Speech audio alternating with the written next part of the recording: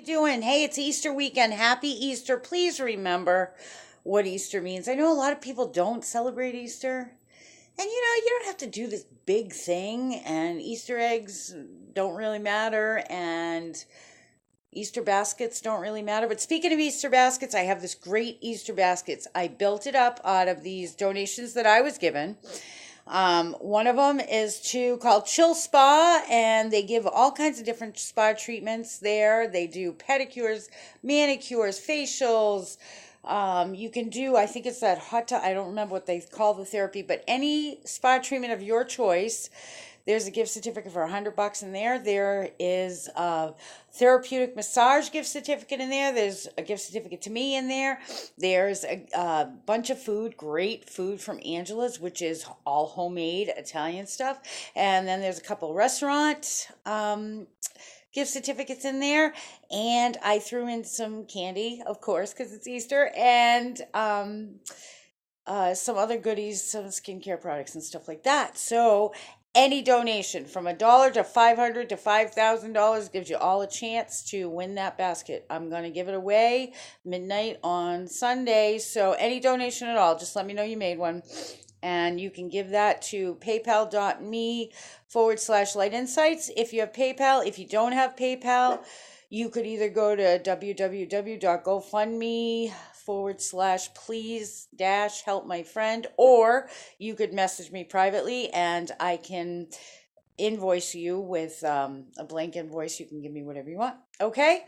All right. So that being said, hey, happy Easter. Why not give it a shot, right? From anywhere from $1, 50 cents, even whatever, to whatever you want to give. So, relationships. This is number 4 in the series. You know, I wanted to talk about how we treat each other in relationships. So many people talk to me every day about whether the relationship that they're in, if they're having a problem, or wanting to be in a relationship, they seriously want somebody in their life and they're not finding the right person. The way that we find people these days is really kind of different. Obviously, a lot of stuff is done online, people are busy. And, I'm not sure how I feel about that. I still think the good old setup by friends is a good way, or meeting someone, in your regular life is a good way. But, I think the more secure you are in yourself, the more you're going to draw to you the people that are right for you.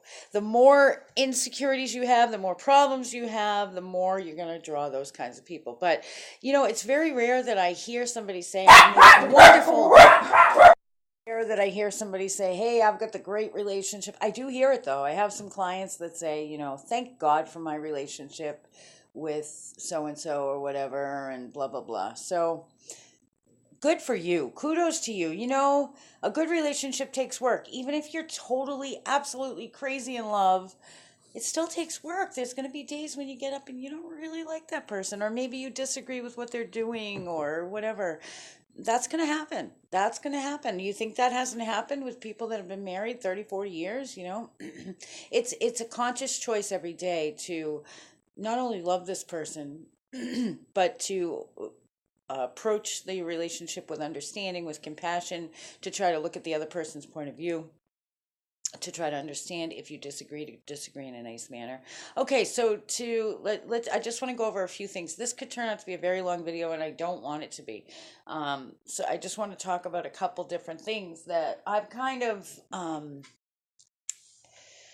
experienced myself and observed in the relationships that I've witnessed and that I've worked with. So men and women are different in many different ways, and this is a generalization. There's always an exception to the rule, but for the most part, women need to be loved, women need to be adored. Women, even in sexual instances, women take the intimacy as love. They want it to be, intimate, romantic, that sort of thing. Not always. I mean, there are some women, I'm not going to get into the whole sex thing, but men are more, when it's physical, it's more about the physical aspect of it.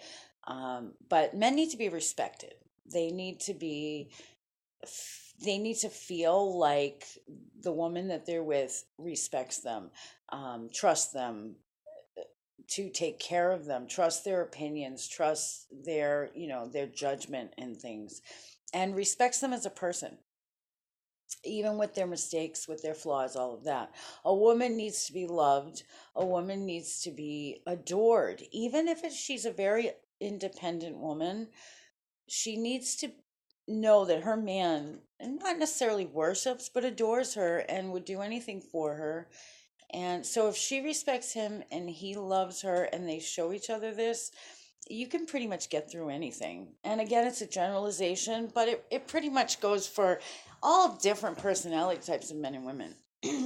So there are all different personality types, all different kinds. And like I said, if you're in a healthy place, you're normally going to draw to you the healthiest person. If you're not in a healthy place, you're probably drawing to yourself exactly what you need to heal, But let's say you're in a relationship and things aren't going right. And people that do have a good relationship can attest to this stuff being true too. There's all different kinds of communication types.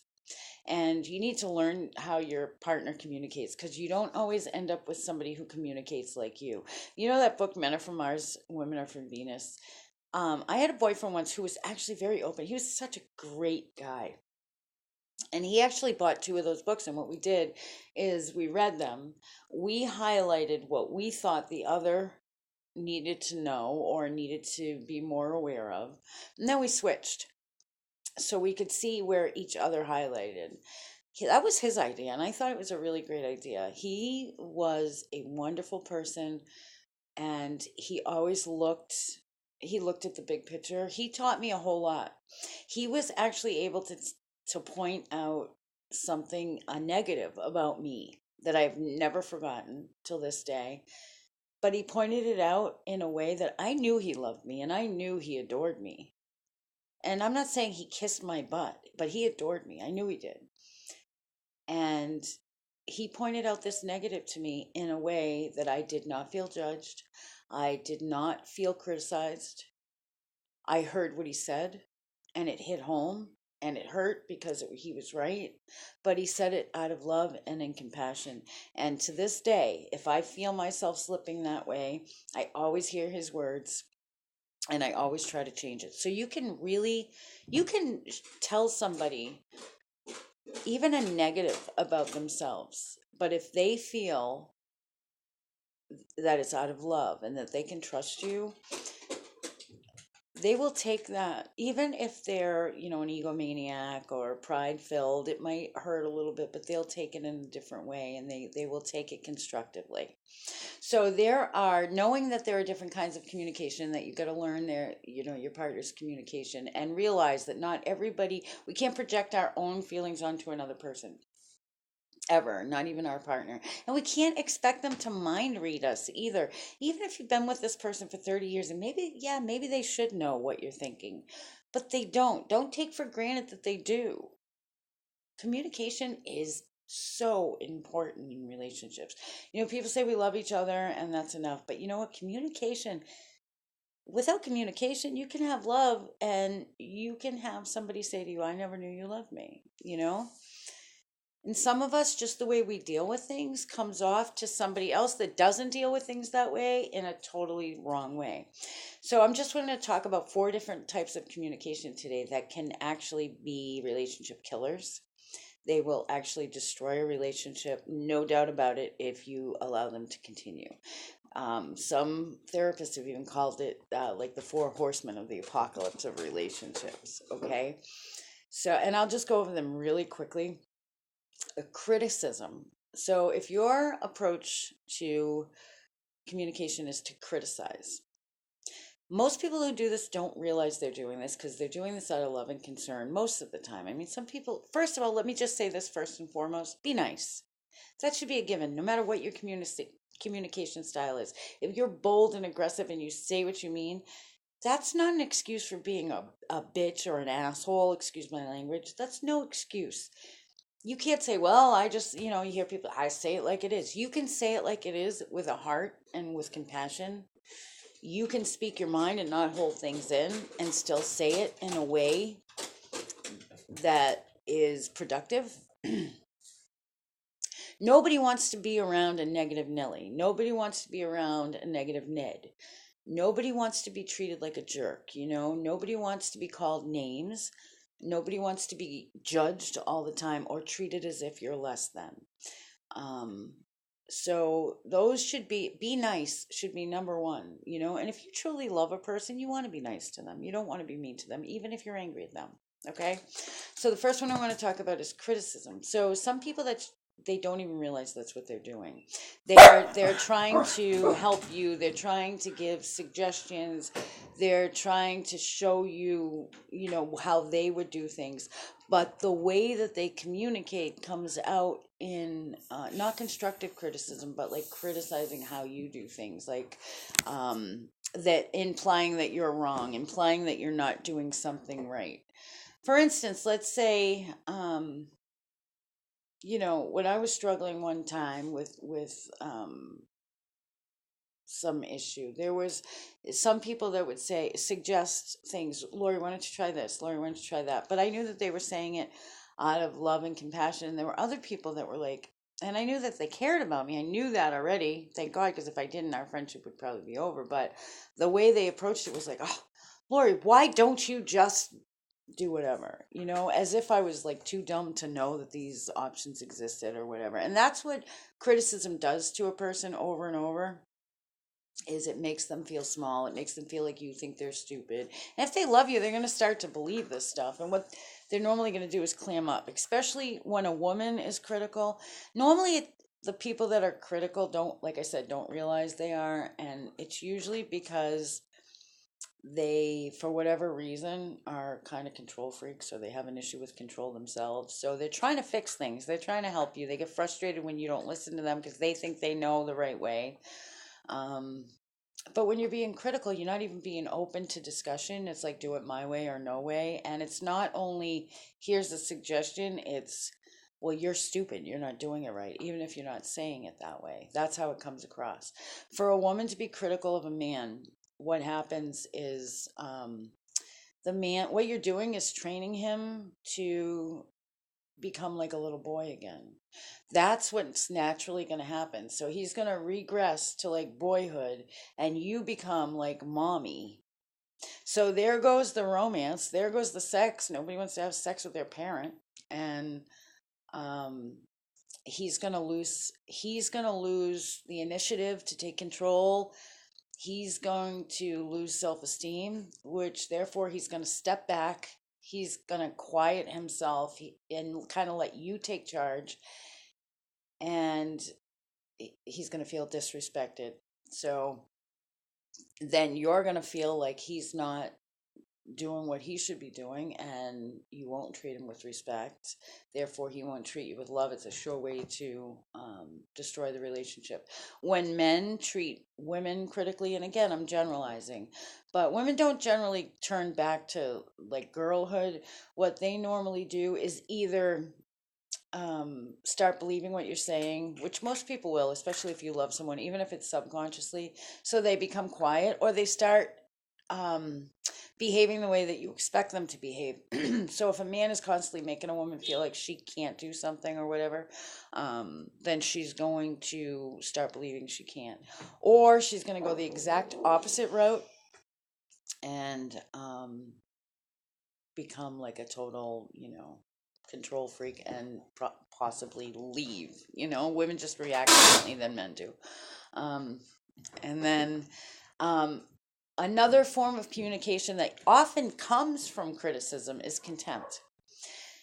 If you have these underlying problems in your relationship, or even some relationships start out this way, like if people come from two different worlds, maybe, and one partner is like a little envious of the other, or feels like they're self centered and don't understand, or whatever. If you're coming from a place of contempt, even though you love this person, there's a part of you that dislikes that you know, your partner, or envies them, or feels like they don't understand or whatever. So contempt builds and builds and builds, and eventually you're not going to be nice at all. You're not going to wish the best for your partner. You're not going to have an open line of communication. um you know, if your partner say maybe has an issue with alcohol. I'm just using that as an example. So you go out in public, and every time you go out in public, he or she is like fall down drunk. So now you're embarrassed, or he or she doesn't know how to behave in a restaurant, or he and she is rude and obnoxious. So now each time that happens, you get embarrassed. You feel um, like they don't care enough about you to act appropriate in public or act appropriate to your family, whatever it is. And this contempt builds, and it becomes like borderline, not hatred, but um, it's going to build inside. It's going to turn to dislike and disrespect, and it's going to surely kill the relationship. Um, Next is defensiveness. So if your line of communication is defensiveness, any issue that comes up, you're going to be in constant defense mode. So you're not going to be honest because you're always defending yourself. You're going to find yourself hiding things that you may think may upset the other partner to avoid a conflict. You find yourself defending other people, um, even the other spouse. You know, if you're constantly defending, you can't be honest. You can't be your vulnerable self. It means that your self-esteem's got to be pretty low, and you're not really trusting your partner. So again, that's going to be a sure way to end a relationship. Um, and the next one, just real quick, is stonewalling. Have you ever been with somebody, even if it's not in a romantic situation, where they get mad at you and they stop talking to you? So you get the silent treatment. Or, and then you ask them what's wrong, and they're like, nothing. Nope, I'm fine. Women are notorious for that. Some men do it too, but or um, men do it by avoiding situations completely. You know, a lot of men do this by being passive aggressive. They say, like, say you've got children together and you want him to come home from work for say 4:30 because you got to be to work at 5:30, and he walks in the door at 10 past 5 and says, no, go, go, go. Why are you mad at me? I came home in time, you know? So he's kind of stonewalling your success, but passive aggressively. Um, or taking something away from the other person because you're angry with them, but not admitting that, like using sex or using date night or what, playing with the kids, using the kids against each other. It's a manipulation.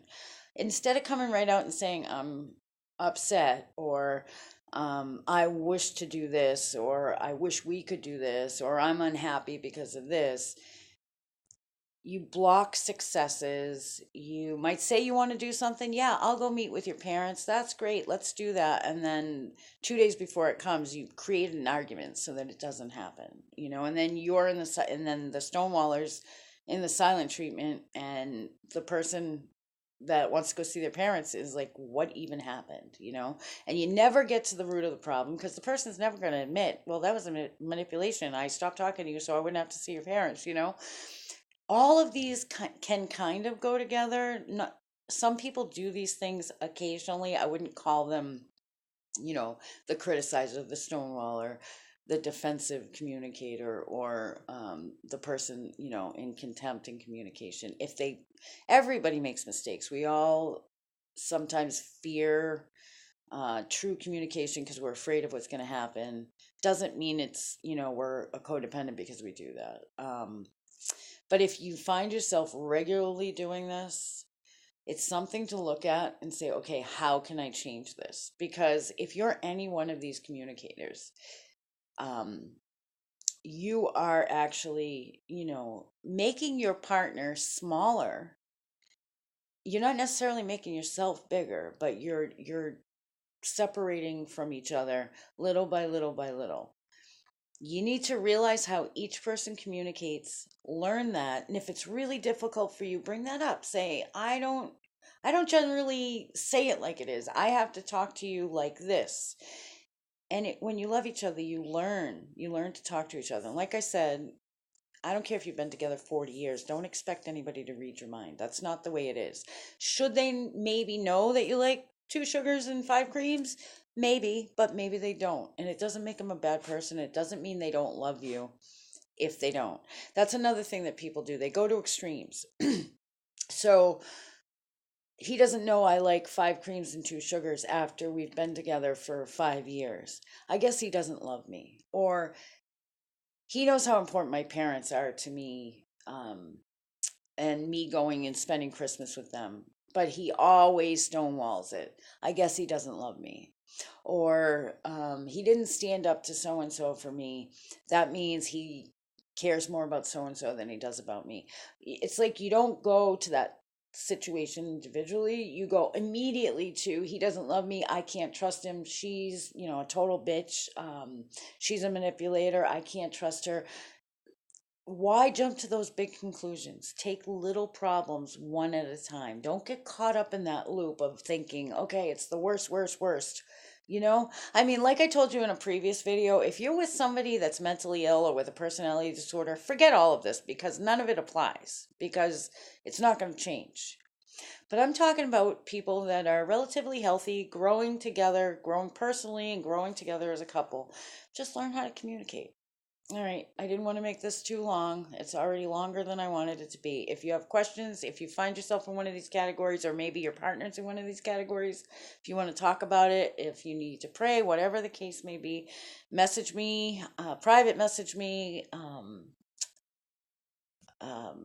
comment on the video. And again, if you want to win a chance to win that awesome Easter basket, any donation at all.